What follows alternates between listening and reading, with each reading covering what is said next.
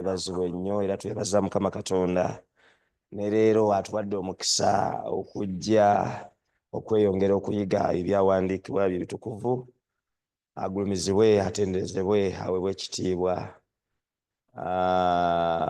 Musibye mutya bassebo ne bannyabo eyo so nga ate abalala mwasuze mutya. Twebaza Mukama Katonda kubanga akkiriza nate era tugende mu maaso n'obubaka buno. Tebibadde byangu naye finally tubadde bawanguzi mu Mukama waffe Yesu Kristo. Olunaku olwaleero lwe lunaku olwokuna era luliko omutwe ogugamba nti essaala ezitaddibwamu n'okukkiriza. Kali ako mu bulaketi bassebo ne bannyabo, naye nga waggulu waliwo omutwe omunene gwe tutambulirako okugamba nti naye bwe bw'osabanga. Olunyiriri lwaffe lugenda kuva mu Isaaya essula 4 olunyiriri lwa 31 naye paati esooka oyinza okugamba Isaaya 4:31 Bayibuli egamba nti naye abo abalindirira Mukama baliddamu obuggya amaanyi gaabwe. Katwebaze omulungi w'ekisa ekingi, jangu oyogereko naffe okuyita mu byawandiikibwa bitukuvu ku bwa Yesu Kristo Mukama waffe. Amiina. Bassebo ne bannyabo, mujja kunzikiriza enkyeno eya leero tugenda okwongera okusima olunyiriri luno. Kiki omuwandiisi era yava ku ki okujja okuleeta olunyiriri luno olwa Isaaya? Lwaki mwe yajje ekitundu kino eky'olunyiriri ekikulu ennyo ekitugambye nti naye abo abalindirira Mukama baliddamu amaanyi, baliddamu obuggya amaanyi gaabwe. Kino nno kitegeeza ki muganda wange mwannyinaze? Nti waliwo gurupu y'abantu oba ekitundutundu ky'abantu ekirindirira Mukama naye nga kyali kibaddeko n'amaanyi naye nga galinga agaweddemu, kati nga bafuna essuubi erijja nti amaanyi ge baalina okusooka gagenda kubaddizibwamu. Ge makulu g'olunyiriri olwo wano bw'oba olulaba kungulu nti naye abo abalindirira Mukama abaliddamu obuggya amaanyi gaabwe. Kitegeeza waliwo ekiseera lwe baagalina naye nga gakendeddemu, kati bafunye obunafunafu, kaakati babasuubiza amaanyi. Bassebo ne bannyabo, bw'ogenda mu chapter eri kubanga eno yana mu kitabo kya Isaaya essula eya 39 bw'oddayo n'ogisoma, naye wano olw'obuti tugenda gisoma, ojja kulaba nga mulimu okuzzaamuko amaanyi n'essuubi, naye ate bw'ogisoma ogenda okulaba nti mulimu oyinza ogiyita strong tone of judgment, n'okulabula ate byotajja kusanga mu ssuula eno eyaana temulimu tooni eyo erimu kusala musango na kulabula warnings. Kaakati mu ssuula eya 40 tulaba nga nnabbi Isaaya ebigambo bya Katonda bikyuka mpola mpola okuva mu ttooni eri era nga omusango n'okulabula abaana ba Isirayiri, naye ng'ejjudde olulimi oba ebigambo ebibudaabuda n'omukisa ebiva eri ekitiibwa kya Katonda. Njagala okujjukiza muganda wange mwannyinaze nti Isaaya essula eno eya 31 nga tetunnakugyamu eno eyaana ekomekkereza nga Katonda okuyita mu nnabbi Isaaya alanga okuwambibwa kw'abaana ba Isirayiri Babilooni, nti egenda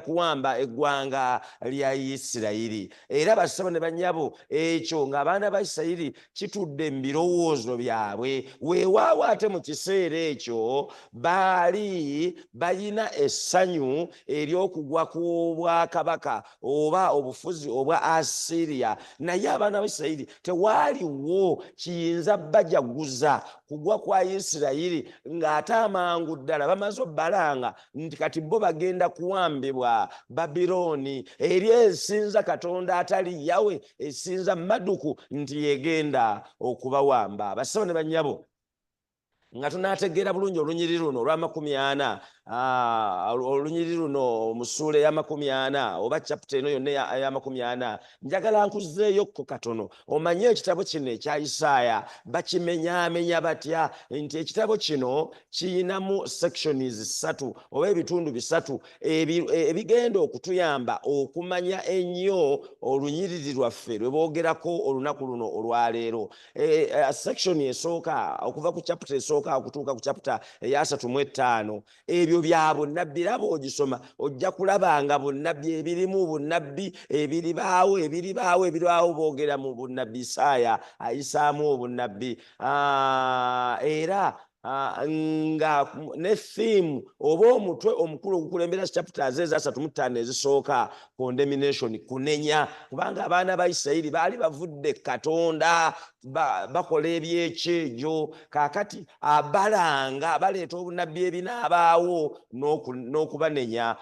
Chapters oba essuula eya 36 mpaka ku ya 39, ebyo byemabega historic and the theme of confiscation, n'okuwambibwa kwabwe. Kakati bw'ojja mu chapters 4 mpaka ku y'enkaaga esembayo, awo nno we wali essuula gye tugenda okuyigako, era mwe mugwa olunyiriri lwe tugenda okuyigako oba olukulu mu by'okuyiga eby'olwaleero. Olwo nno essuula ezo ziri messianic and the theme is consolation, okununulibwa kw'abaana ba Isirayiri era n'okubazzaamu essuubi oba okubabuulirira. Bassebo ne bannyabo, kino njagala okkiriziganye nange nti bwe wabeerawo ekibiina ky'abantu ekirindirira okuwuliriza ekigambo kya Katonda, nga mmwe obwedda bwe mweteeseteese nga mulinda okuwulira ekigambo kya Katonda oba obubaka obuva ku ntebe ey'okusaasira, nti wabaawo ennamba nnene nnyo, oba wabaawo ekitundu ky'abantu nga munda yaabwe eriyo emitima egirumwa, kyovula baba bayaayaanira ekigambo kya Katonda. N'olwekyo kya nsonga nnyo abantu abo abalina emitima egimenyese, emitima egyo egikaaba, emitima egyo egiruma,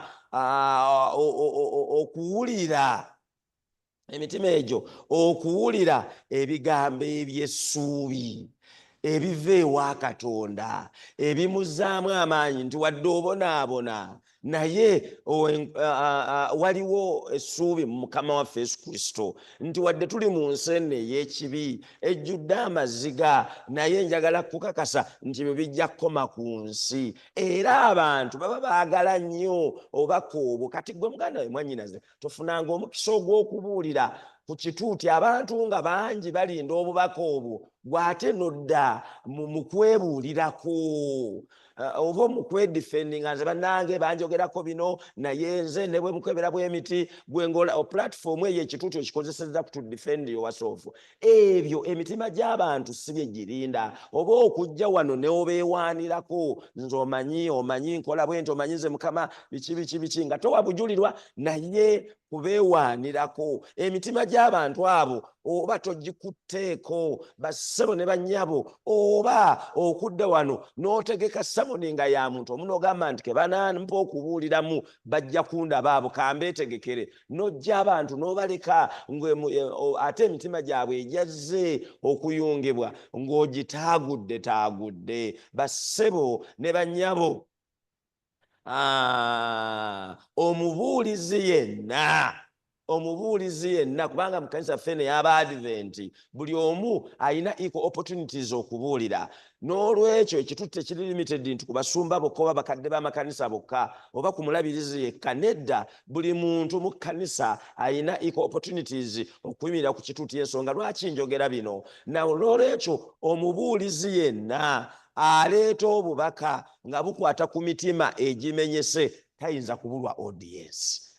Oba ntegerekesa abooluganda, tayinza kubulwa bantu bangi bamuwuliriza. Kyova olaba olw'emitima gy'abaana ba Isirayiri egyali gimenyese nga bamaze okulanga okuwambibwa kwabwe nti sunu kugenda kubeerawo, Kirimaanyi superpower Babiloni egenda kubawamba. Kati obubaka buno babuwuliriza attentively. Kyova olaba okubujjayo obulungi tutandikira mu Isaaya essula ya 4 olunyi lwa 29 olugamba nti awa amaanyi abazirika. Abaana ba Isirayiri baali baweddemu amaanyi nga bagamba okugenda mu buwambe emyaka 7 nga tuli eyo mu buddu emyaka 7. Yerusaalemi kino kiggwewo, yeekaalu yaffe amakulu eno tugenda gireka tugende mu buwambe mu bakatonda bali mu lubaale ab'e Babiloni emyaka 7 nga tetusinza Katonda waffe Yawe. Ekyo kinaabeerawo kitya? Kati baali beeraliikidde tugenda kuleka abaana baffe twawukane, amafaamu gaffe, amayumba gaffe gagenda kusaanyizibwawo, tutwalibwe nga ba prisoners of the war. Bannange, kati ebigambo bino byali bakamfatinga nga bibagamba olwa 29 nti awa amaanyi abazirika, n'oyo atalina buyinza amwongerako amaanyi. Olunnyi olwa 3 nti abavubuka nabo balizirika, balikoowa, n'abalenzi baligwira ddala. Kulira ebigambo ebyo. Naye olwa 31 bw'amala n'abazzaamu amaanyi n'abagamba nateera nti naye abo abalindirira Mukama baliddamu obujja amaanyi. Agambye nti naye abo abalindirira Mukama baliddamu obujja amaanyi gaabwe, balitumbiira n'ebiwaawaatiro ng'empungu, balidduka mbiro ne batakoowa, balitambula ne batazirika. Bassebo ne bannyabo, njagala mbajjukize tuli mu ndagaano nkadde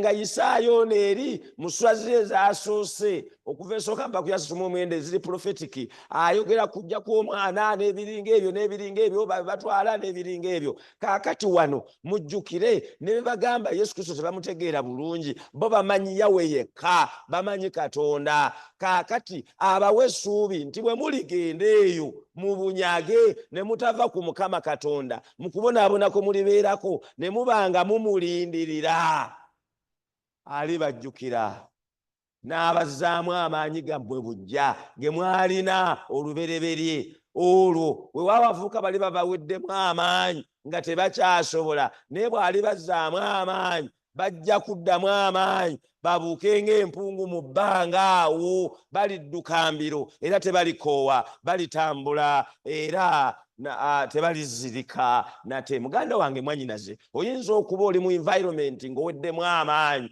ebizibu bino n'ebiri ne bino. Njagala mbabuulire bassebo ne bannyabo, ku nsi kuno tewaliwo wodduka bizibu.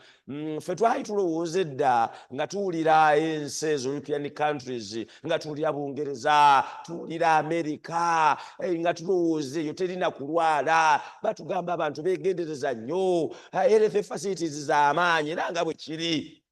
Enguudo nga si kyangu nnyo kukola accident. Singa accident egwawo n'ennyonyi zijja mangu, helicopter nejja neekugira mangu, omuliro bwe gukwata eno bayina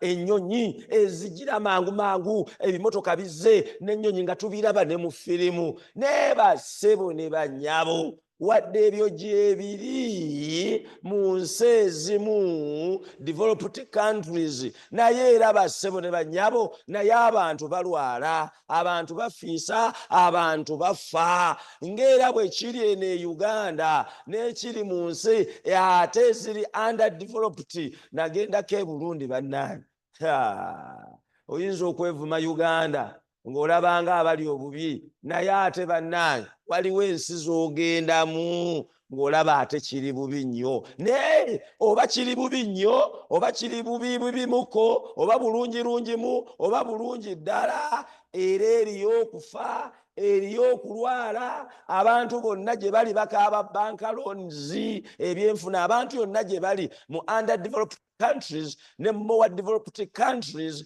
eriyo ebizibu mu maka, mu bufumbo, kwegamba buli omu waali ensi emufunziza bassebo ne bannyabo. Njagala muganda wange kino kibeere nga kikulu nnyo nti Katonda yawa amaanyi eri abo abanafu, era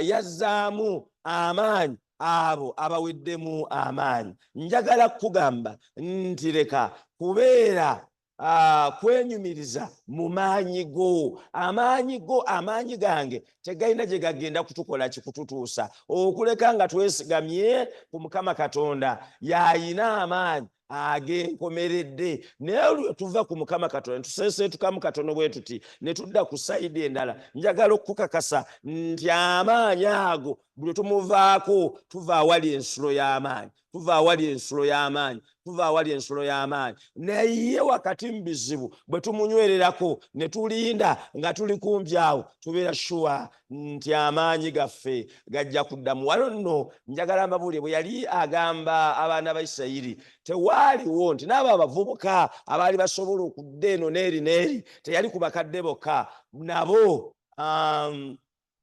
baali bakubulwa amaanyi, baali bakuwambibwa, kubanga mu biseera ebyo entalo, amateeka g'entalo gaali nti bwe bajjanga okuwamba ate baasookangamu abo bavubuka b'amaanyi abali energetic. N'olwekyo kye yali ategeeza nti waliwo waakuwona, obe nti oli muvubuka otya nti onoosobola okudduka eri abalabe, nti ekyo kyali tekijja kukola ki, kubaawo mwenna mwali mujja kuwambibwa. Ekitegeeza bassebo ne bannyabo nti nga tukyali mu nsi eno ey'ekibi, nga mu Isirayiri bwe wataali mukisa gwa muntu n'omu kuwona, olaba ne bannabbi baalugenderamu aba Katonda.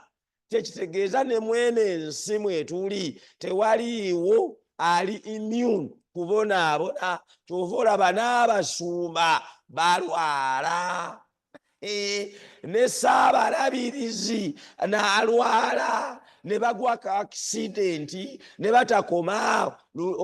Ebbanga eriwedde siri ewala ennyo twaziika Ssaabalabirizi eyawummula omusumba Wani. Naye nze olw'okuba last year but one nali nze district leader wa Kira Central district omuli Mount Olives. Ku Mount Olives waaliwo abaana b'omusumba abo babiri, Esther ne David bwe mbaserabidde. Naye abaana abo ababiri nze naye basumba. Kati nafuna omukisa ogubanga buli kaseera nga tuwuliriza ebifaayo, naye weewuunye Ssaabalabirizi ng'ali mu kagaali n'atuuka mu seeti nga tategeera, nga bamulongoosa buli kaseera ng'afulumira mu kapiira. Ekyo kitegeeza ki? Kaakati bwe kiba kituuka ku Ssaabalabirizi, ate ggwe omukulembeze w'essomero lya Sabbiiti munsonyiwa okusekera mu nnaku, ne tetulina kyakukola. N'olwekyo tewali n'omu ayina mukisa gwa kubonaabona. Buli omu yeetaaga okubeera okumpi ne Katonda okuzzibwamu amaanyi. Bassebo ne bannyabo, kyavudde agambye nti naye abo abalindirira Mukama balizzibwamu amaanyi. Ngeri ki bassebo ne bannyabo gye tuyinza okufuna amaanyi ga Katonda? Tugafuna nga tulindirira wano kye bagezaako okutegeeza nti Katonda tomulinda ng'oli awo otudde butuuzi nti the idea behind waiting on the Lord is not a passive sitting around until the Lord does something. Noddawo n'olinda nninda nze ntudde nninda wano ewange ebyokukola nabivaako nninda Mukama Katonda. Eriyo abantu abamu eno mu Uganda gye muyinayo obutuuze n'abantu bammwe mubiwulira mu nsi sinnabiwulira nnyo abantu nga baava mu maka gaabwe ne bagenda eyo ku nsozi balindirira Mukama batudde. Ffe tulindirira Mukama atusange wano atutwale walitusanga atuddizeemu amaanyi.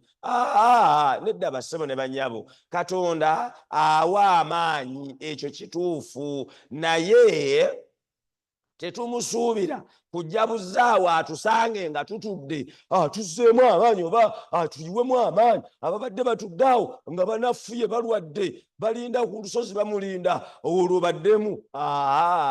Nedda nnyabo, njagala mbabuulire atuleetera amaanyi nga tumunoonya, nga bwe tukola ebirala, nga bwe tubuulira enjiri, era tuli banafu lwakuba tetulindiridde Mukama waffe Yesu Kristo. N'olwekyo nkwegayirira mu mutima gwo guteeketeeke, gwe n'ab'omu nju yo, nga tukola byonna, nga tukola emirimu, bwe tulinnya ennyonyi, bwe tulinnya train, bwe tulinnya baasi, bwe tukola buli kimu nga tukola, naye nga bwe tumuweereza, naye nga tulinda Mukama waffe Yesu Kristo. Ekyo kye kituzaamu amaanyi ne kikuyisa mu mbeera eno eriwo ng'osigadde oli munywevu. Njagala nkubuulire, ne bw'onookola otya nga bwe tukkiriziganyiza nti ebizibu bijja kusigala nga bijja, naye ebizibu bwe bijja kye kituwa amaanyi. Bw'osaba Mukama Katonda okuwa amaanyi, kino njagala okiyige, Katonda tajjaawo bizibu gwe n'otambula mu kkubo nga mirembe, emiziziko gyonna baagijjawo, tewaliiwo nsozi, tewaliiwo bikko, tewaliiwo mayinja, kaserengeto buserengeto, oli ku muswete. Nedda, mu nsi eno eyagwa in this fallen world tobisuubiramu, wabula ky'osuubira kye kitya. Bwe tusaba Mukama Katonda ne tusaba ne tusiiba, bino bye bibeerawo. Ebizibu ebyo ebiringa ensozi bisigalawo. Katonda n'akuwa obuvumu okubyaŋŋanga, n'obiyitamu ebizibu ebyo ebiringa olusozi, n'obiyitamu wakati, n'obivuunuka, naye ng'osigadde oli munywevu. Amiina. Omukristaayo, a Christian doesn't run away from challenges, from problems, from troubles. Never. Tosobola kudduka bulwadde, tosobola kudduka kufa, tosobola kudduka bizibu maka, wabula ojja n'obifeesinga, n'osaba Mukama Katonda n'akuwa amaanyi n'obuvumu n'obihandolinga ne bikunuubula n'obiyitamu, naye nga tosudde kukkiriza kwo. Ge makulu g'okusaba n'okusiiba, si kuggyawo bizibu. Tobisuubira nga tukyali mu nsi eno ey'ekibi. Muganda wange mwannyinaze, bwe twewombeeka ne tussa obwetaavu bwaffe mu ngeri ennambulukufu era ennondobe wakati mu kwolesa obwesigamu bwaffe ku Katonda, ekyamazima ayanukula, wabula emirundi egisinga tubeera tulinda Mukama Katonda waffe, nga tusaba Mukama Katonda waffe, nga tulinda Mukama Katonda waffe tulina okusaba, nga tulinda Mukama Katonda waffe waliwo paati nze naawe gye tuba nga tukola, si kutuula butuuzi. Muganda wange mwannyinaze, olumu ebizibu ebyo embeera bwe tugiyitamu twegulumiza nti nze nkikozeeko. Nedda muganda wange mwannyinaze, si bwe kisaanye okuba, kubanga we are also told that renew our strength. It is strength that was once received when we first came to the Lord in weakness and no mighty. Ekyo nakinnyonnyodde bassebo ne bannyabo. N'olwekyo njagala okukakasa nti amaanyi ago ge tuweebwa nga tulindirira Mukama Katonda waffe,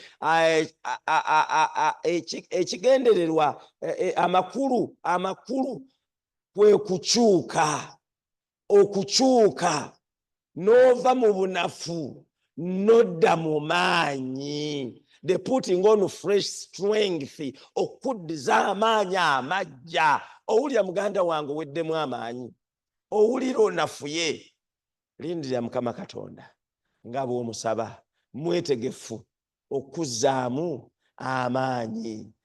Kyava olaba ng'oweddemu amaanyi, bw'amala okuzzaamu amaanyi ng'obadde onafuye n'omukaabirira bw'akuzzaamu amaanyi, kyova olaba oddamu amaanyi n'akuwa essuubi nti balitumbiira n'ebiwawaatiro ng'empungu, balidduka mbiro ne batakoowa, balitambula ne batazirika. Bassebo ne bannyabo, tebikoma ku nsi kuno kwonna kwokka, nene mu bwakabaka obugenda okujja nga tumaze okuwangula ensi eno, tugenda kubeerayo mu ggulu nga olwo tekyali kufa, tekyali kulwala, nga mirembe myereere. Bassebo ne bannyabo, nti wadde nga tulindirira okusoomooza obugumiikiriza bwaffe, Bayibuli ekyogera lunywe nti okulindirira ke kamu ku kabonero, kwe kamu ku bubonero bw'abantu ba Katonda. Omuntu atalina bugumiikiriza oyo omulabirawo nti si muntu wa Katonda, kubanga bino ebya Katonda bya bugumiikiriza okuviira ddala ku Mukama waffe Yesu Kristo. Tumulaba ng'agumiikiriza, ne bamukuba naye ng'agumiikiriza, bye yayitamu byonna okutuuka ku musaalaba e Gologoosa, ng'alina okugumiikiriza okulaba ng'afiira olwo lw'omuntu. Kino kye kimu ne mu kusaba bakira enfunda ezimu tubeera tulina okulindirira okuddibwamu. Njagala nkubuulire, jjukira Mukama waffe ku lusuku Gesumaani yasaba Mukama Katonda, n'amusaba naye nga Katonda tamuddamu. Singa Yesu Kristo teyalina kulindirira okwo, yandibadde abivaamu. Naye ebyawandiikibwa bitugamba, ebyonnyola Bayibuli, nti eyo ennyo nga bunaatera n'okukya, eggulu n'eriggulwawo, n'alaba malayika n'amuzzaamu amaanyi. N'olwekyo muganda wange mwannyiraze, abavuka bagamba topowageemu, sigala ng'okyalindirira Mukama Katonda waffe. Munyongereyo obudakiika butono mmalirize. Bassebo ne bannyabo, okwanukulibwa kujja kubaawo. Ellen G. White mu katabo Messages to Younger People page 225 agamba bw'ati nti okwanukulibwa kujja kubaawo eri buli ssaala ey'obwesimbu. Bassebo ne bannyabo, obukakafu, buli ssaala ey'obwesimbu egenda kwanukulibwa.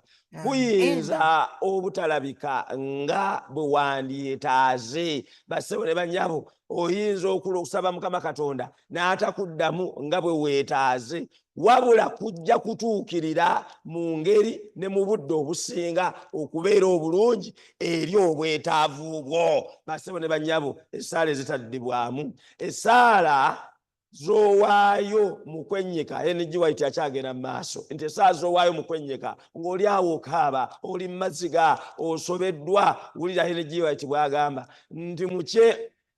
nti mu kuyenjebuka, mu kugezesebwa, Katonda azaanukula bulijjo ku lw'obulungi bwo, so singa okusuubira kwo bwe kubeera. Muganda wange mwannyinaze, lwaki N.G. White atugamba nti essaala zisaba wakati mu kuyenjebuka, mu kuggwaamu amaanyi, Katonda aziddamu? Kubanga akimanyi bulungi, mw'obunabbi akimanyi bulungi nti abamu bwe tunyigirizibwa ne tuggwaamu amaanyi tukyawa Katonda, naba nga takyali Katonda kitaffe, ne tumuvaako, ne tutunuulira abalala, ne tumukuba omugongo, ne tumukyawa, ne tubulwa n'amaanyi agakka wansi okusaba. Wali otuuseko mu mbeera eyo ng'osaba Mukama Katonda ebizibu byeyongera bweyongezi, n'obivaako n'ogamba kati nsabira ki? Wulira essuubi awe wali okugumiikiriza kw'omukki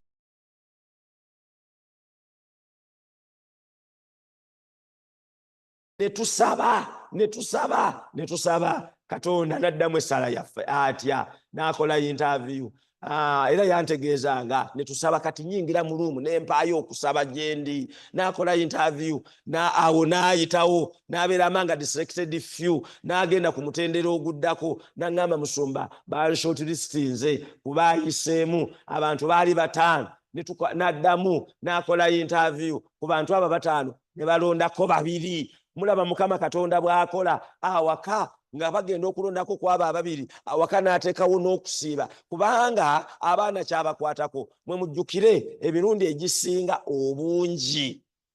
egisinga obungi bamaama ate babeera ne kasente ate bayina ekyenjawulo kye bateeka mu baana kubanga fulumu abazadde abasajja waliwo ebintu byetateekako nnyo mugaso nnyo kasatulaba olinayo empale 2 omwana n'essaati 2 ezo ziyinza okumala naye ate maama agenda extra mile ne kano ne kali ne kano ne kali kaakati basabo ne banyabo njagala okubategeeza omukyalo ono nga tusaba ne ku leve eyo n'ayitawo aleluya n'abanga asigadde omu kaakati nga mu project eyo waliwo omuzungu ayina okujja amukozese face to face verbal interview era basabo ne banyabo omuzungu najja ne bagafeesinga omukyala n'ayita bulungi. Unfortunately ekiseera yali asuubira okufuna omulimu ne batagumuwa. She was very much disappointed mu Mukama Katonda, si mu muzungu, si mu organization eri. N'aŋŋamba Musumba abaana ngenda bagamba ntya excuse me abaana tubadde tusaba ne tusiiba si lunaku lumu ngamba wa progressive report kaakati ngenda bagamba ntya nga nze nayitako n'omuzungu nampitako bwe baakebera report lwaki tebaamuwa omuzungu yamwekengera nti ono amagezi mangi nnyo mu Afirika ono yagajjeewa no muyite second best gwe bamuwa omulimu second best oba naye eri yalinga asaba tetumanyi nefe tutunuulira byaffe omukyala neyeekyawa kyampaliriza ogenda omunoonya ebigambo bye yali awa nagamba nze ndeka saagala tombuulira ngenda okulyanga n'okusinza teyasinziza n'omulundi ogwokubiri kyekyampaliriza okugenda omunoonya okugenda ewuwe kubanga nali manyiyo nenjogera ne mukansolinga naye nga omukansolinga olaba ku feesi ebigambo ebimu tabikkiriza era we naviirayo nga ndabika muwanguddeko ebitundu nga 25 ku 3 byokka naye to cut the long story short kyekino namugamba ebigambo bino mwoyo byeyannuŋŋamye mugamba nemugamba Katonda alaba mukyama oyo gwe twasaba whole process tugiteeka bw'aba bw'atyo bw'asazeewo muleke he is preparing something better than that one kubanga omulimu take home gwali mu millions 12 kati mwabali mukimanyi e Uganda egy'emirimu si gifunika take home millions 10 nsonyiwa millions 9 take home omukyalo omulimu yali agwetaaga kubanga ate gwe yali yakavaako nga take home wa millions 5 ne kakati ali mu millions 9 njagala mbabuli basebo ne bannyabo omukyala ne mmusabira n'abaana nendeka nga mbawadde essuubi ne mbagamba muddeemu amaanyi musigale nga musiiba Katonda agenda tuwa omulimu omulala ne mugamba agulabye ogwo nga tojja kufunirako mirembe nambuuza ekibuuzo bw'aba agulabye nga sijja kufunirako mirembe lwaki kudde wano teyaŋŋanya kuyitamu lwaki yaguleeta mu bulamu bwange ng'akimanyi tegujja kuba mirembe ebibuuzo ebimu nabiddamu ebimu nga nange nyenyawo omutwe nga mukanfatinzi naye after 2 months omulimu omulala gwajja naganze nakoye n'okusaba emirimu ne mugamba ate onookola otya n'asaba omulimu guno baamuyisaamu mangu njagala mbabuulire n'agufuna take home 15 million Uganda egy'emirimu gimanyi simyawo 15 millions take home. Era sente ezo ezasooka zonna n'azitwala, kubanga ekkanisa mwe yali asinziza yali ekyali yakibaati nga kiri awo mu Advent, naye n'agiteekako ne bagimodifayinga bulungi. Njagala mbabuulire, weewo si kwe basinziira okuteekateeka ekkanisa. Last year n'ekkanisa eyo ne bagiteekateeka, naye naddayo ne mugamba ntulaba Katonda waffe bw'atuteekerateekera ebirungi. Essaala yagiddamu, naye teyagiddamu nga bwe wali oyagala. Yalabanga ogenda kubonaabona, lwakuba ffe amaaso twali tugasinze titumusabye kutuwa mulimu agutuwe. Bw'ataagwa ne tulowooza nti tatuzzeemu ssaala yaffe, naye nga yagiddamu ku lw'obulungi bwaffe. Yalaba mu kyama, amanyi ebinaddirira, wabula Katonda bw'atayanukula mu kiseera ne mu ngeri gye tusabamu tusobola okulowooza nti teyatwanukudde yadde. Katonda ayanukula essaala ez'obwesimbu, ez'obukkakkamu, ate ng'okwanukula kwe kusingayo obulungi ennyo. Katonda atonderako ekisinga obulungi. Katonda amanyi ebiseera eby'omu maaso, afaayo gy'oli, naye ate afaayo ne ku balala.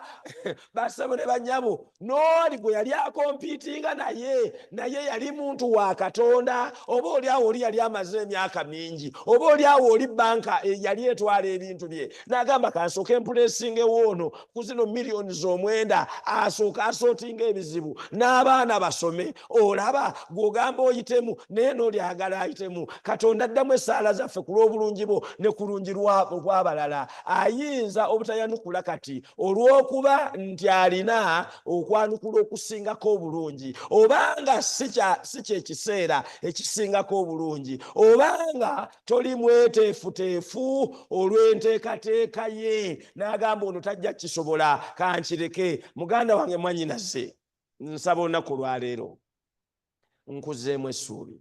Bakolisa ekyokubiri, essuula ey'okuna, Olunyolo 17 kyava agamba, kubanga okubonaabona kwaffe okutazitowa okw'ekiseera ekyakaakano kwongerayongera nnyo okutukolera ekitiibwa ekizitowa eky'emirembe. Okubonaabona kw'oyitamu, muganda wange mwannyinaze, bw'ogumiikiriza kukuteekateeka okutuusa ku ddaala liri erya waggulu ennyo Mukama waffe kwagenda okukusanga atutwale tubeere eyo mu ggulu, tweyagale, etaliyo kulwala, etaliyo maziga, etaliyo kibbattaka, etaliyo sino, etaliyo bunnyogovu, etaliyo ndwadde, mwe abawala abato abali kuno n'abakyala, etaliyo kurampusi, mu ggulu teriyo kola susu, teriyo kola pupu, mirembe myereere. Bwe tunaatuuka eyo, bwe tunaageraageranya ku minzaani, ng'eno eriyo bye twayenjoyinga mu ggulu, nga n'eno eriyo bye twayitamu. Pawulo kyava agamba abooluganda ab'e Koliiso nti kuno okubonaabona kwe tuyitamu kuzitowa katene nnyo compared kwebyo bye tugenda okufuna mu maaso singa tunaasigala tulindiridde Mukama Katonda. Nsaba Mukama Katonda nze naawe atuwa obugumiikiriza nga tumulindirira ku bwa Yesu Kristo Mukama waffe. Amiina. Amiina. Amina. Amiina nnyo. Amina.